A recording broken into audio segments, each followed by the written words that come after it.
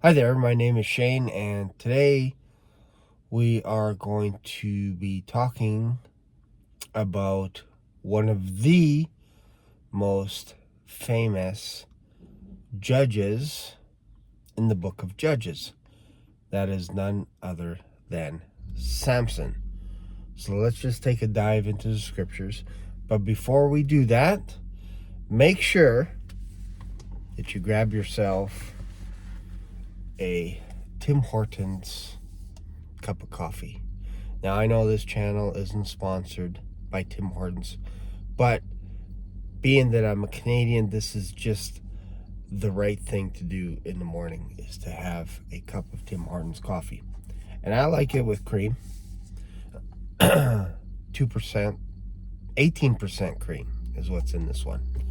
2 cream, no sugar.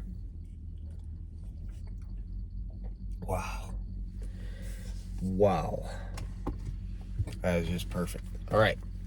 Let's jump into Judges chapter 16. And we're going to go right to verse 15. And just to give you a little bit of a background, Samson is one of the judges, obviously. And at this point in the story, we are actually, we come across a woman called Delilah. And Delilah was recruited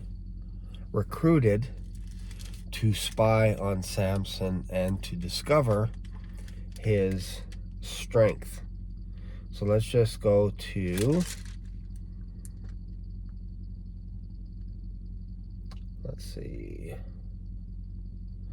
let's go to verse 4, Samson chapter 16, and then we're gonna, and then we'll scroll down to verse 16. So let's go to verse 4. And it came to pass afterward that he loved a woman in the valley of Sorek, whose name was Delilah.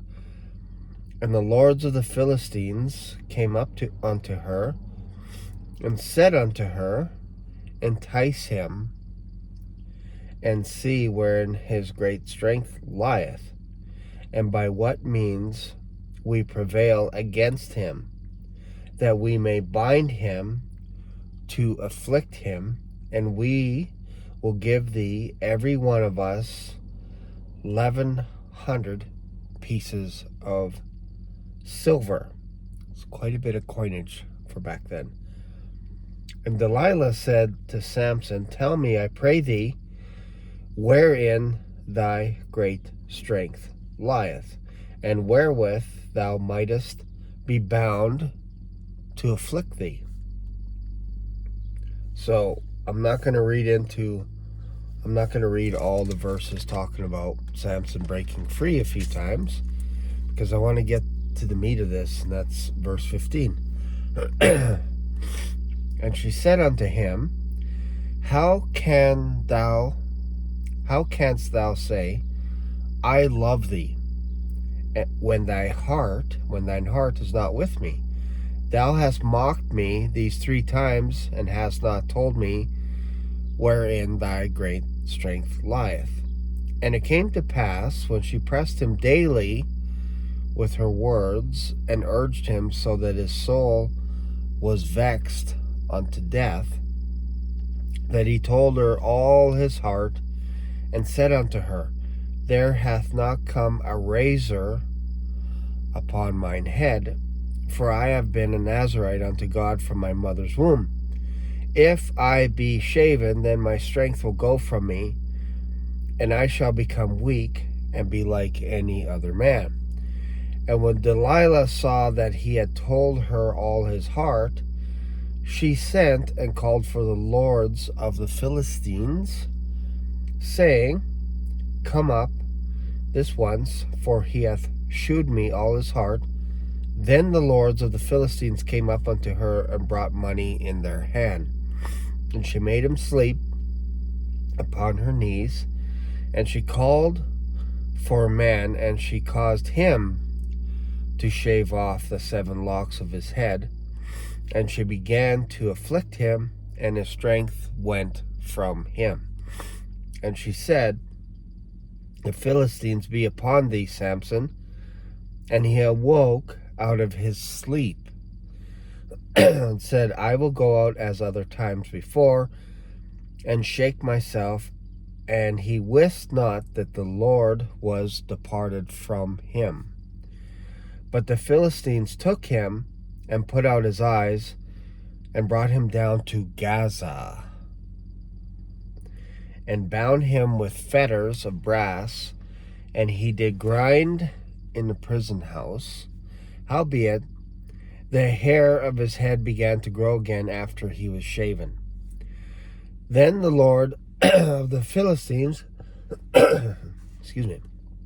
gathered them together for to offer a great sacrifice unto Dagon, their god, and to rejoice, for they said, Our God hath delivered Samson, our enemy, into our hand.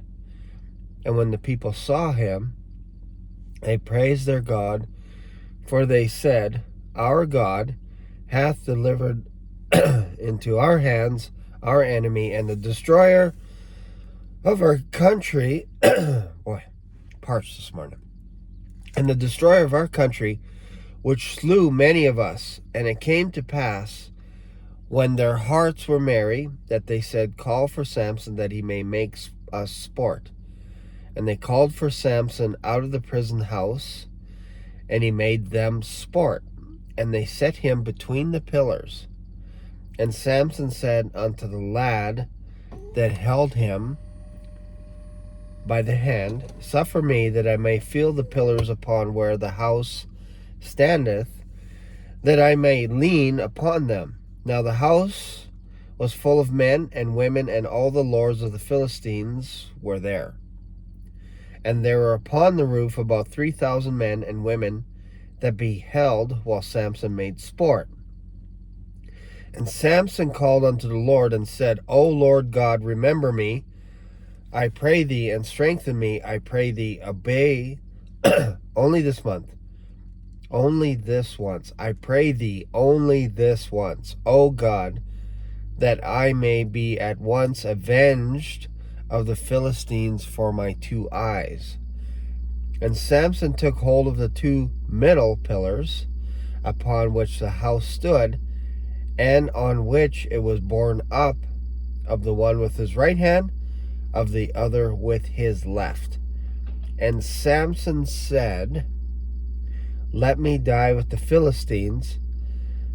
And he bowed himself with all his might, and the house fell upon the lords and upon all the people that were therein. So the dead which he slew at his death were more than they which slew in his life. Then his brethren and all the house of his father came down and took him and brought him up and buried him between Zorah and Ashtael in the burying place of Manoah his father, and he judged Israel 20 years. Lots there, lots going on there. So it's interesting to note a few things. This is taking place in Gaza, and we know there's some issues going on with Israel versus Hamas in Gaza, and this started on October 7th. We also know that Samson was a Nazarite, meaning ever since he was a child, his mother basically promised him that he would be a Nazarite, and the idea behind that was no razor would come to his head, and he had a pretty strict diet, no wine, certain food he had to abstain from, all kinds of stuff. And we'll come back to that a little bit. But it's interesting that he's a Nazarite from childhood, and Delilah was basically recruited to find out the secret of his strength. And when she found out the secret of his strength, his eyes were plucked out. And he thought that he would go free just as he always would before. But he didn't realize that the Lord had left him, had departed. That's important. And he got captured, and he got put in prison to grind. Now, there are some people, depending who you talk to, some people say he was just grinding in a mill for grain. Other people, and this is the side that I lean on to, that he was raped in prison by the Philistines, or that he was also used for his seed to perhaps impregnate some of the women of the Philistines because of his great strength. They wanted that secret. So I lean on the side that he was abused in prison. Because remember, he killed a lot of Philistines as well up until that time, and they hated him in Gaza. They hated him. So we see that he gets captured, the Lord departed. What's interesting is when you break a vow as a Nazarite, you start all over. Most people think that you're done once you break whatever your promise is. If you don't fulfill your promise, that's it. You're no longer a Nazarite, or you can no longer do that vow. And that's not the case. It starts all over. So, for example, if your vow was for a year, let's just say you're agreeing to do something for a year, and you're at day 364, and you do something against your vow that you made. You drank wine and you promised you wouldn't drink wine. Whatever it is. I'm just trying to give you an example here. You would have to shave your head if you broke that vow, that promise, and it would start all over again, as though you had to start all over from day one. So now you have another 364 days again. So it's not like you can start on day 364 and then fulfill your vow. You have 1 day left. You have to start all over again and then go again. That's the idea behind it. So that's why in the Bible it says that Samson's hair began to grow. So it started all over again. This is why the Lord was able to give him his strength again, a second time. But what I wanted to focus in on was the idea that Samson was willing to kill himself in order to take out everyone else around him. They were making sport of him, making fun of him. Delilah wanted to know the secret of his strength. So it was a secret. Samson's strength was a secret. We know what the secret was, that it was the Lord. And part of the strength, obviously, if any other person did the same thing as Samson, that wouldn't happen to them. If they just grew out their hair and abstained from wine, abstained from meats, abstained from dead body, all this kind of stuff, they would not get superhuman strength like Samson. So Samson was separate. He was unique that way. The reason why I bring this up is because there is a secret right now in regards to Israel, and it could be legend, it could be a rumor. I think there's more truth to this than not, and that is that Israel has nuclear capabilities beyond what we can imagine. Beyond. We think that they are perhaps a nuclear power, and because my wife's messaging me asking where I am. So I'm just going to land this plane. I'm going to bring it home. So Israel has a nuclear power, obviously. We know that. But how much, we don't know. We don't know how many nuclear weapons they have. And this is why I want to talk just briefly about this. Maybe I'll talk a little bit more about this tonight. But there's a program called the Samson option. And I think this has been hinted at before, where Israel is willing to retaliate with extreme force. So if, say, for example, if they got attacked, they will retaliate with force that matches what they're being attacked, and they also have the right to attack beyond measure. Why? To prevent people from attacking them. So this is called the Samson option, meaning they are willing to take themselves out if it means destroying the whole Middle East, taking them down. Just like Samson was willing to take himself out to destroy all of the lords of the Philistines. So this is an option, this is a wild card, if you will, for Israel to prevent them from being annihilated.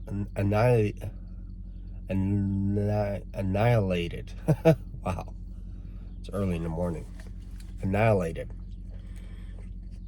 They promise never to go extinct or never to be defeated, never to go backwards again, to be a prisoner for someone else. And I think this goes all the way back to Samson, because Samson was like, they're making fun of me, they're making sport, I'm taking all these guys down with me. Everyone, this is called the Samson option. Using excessive force once you're placed in a corner.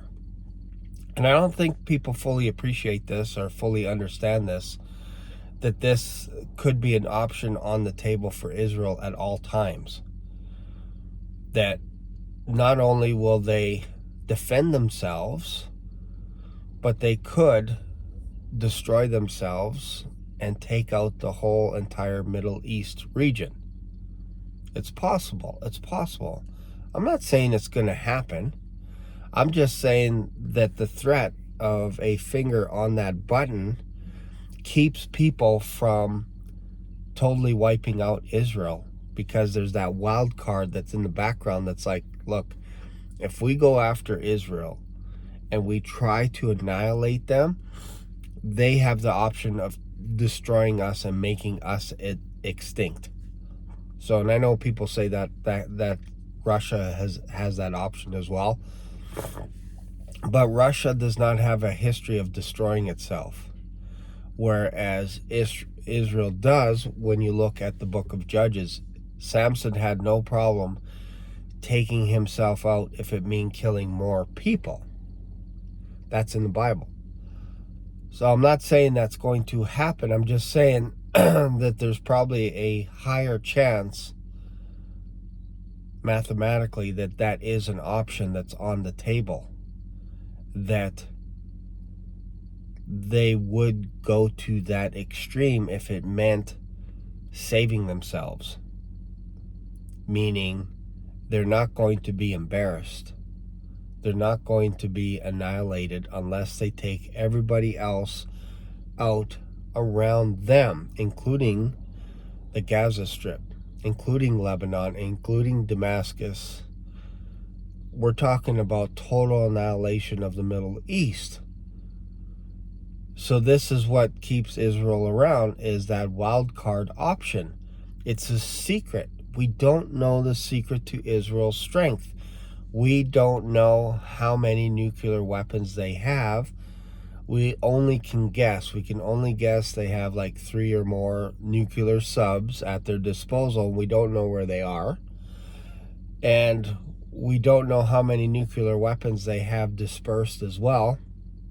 We don't know the type of weapons they have to be able to deploy these nuclear weapons. Maybe it's powerful enough to destroy the whole world. Don't know. Maybe they have enough nuclear weapons that ties in with the states as well. I don't know. This is why you guys come to this channel, because you listen to how I reason things through, how I look at scripture, and then I go, is this an option on the table for Israel today? And I think it is. I think it is a serious option for Israel today. If they get threatened beyond measure, they would take other people out with them. And we've seen this in history, that that's what happened with Samson, the Samson option. So what do you think? What do you think? Do you think this is one of the main reasons? Like, I know God has always said that he is keeping an eye on that land, and also he has a promise to Abraham, Isaac, and Jacob. But do you think this is a wild card option that Israel has in its back pocket to keep people at bay, to keep other nations away from trying to destroy it completely? What are your thoughts? Feel free to share, feel free to leave a comment, and if you like this video, give me a thumbs up as well. Thanks a lot. See you in another video. Bye for now.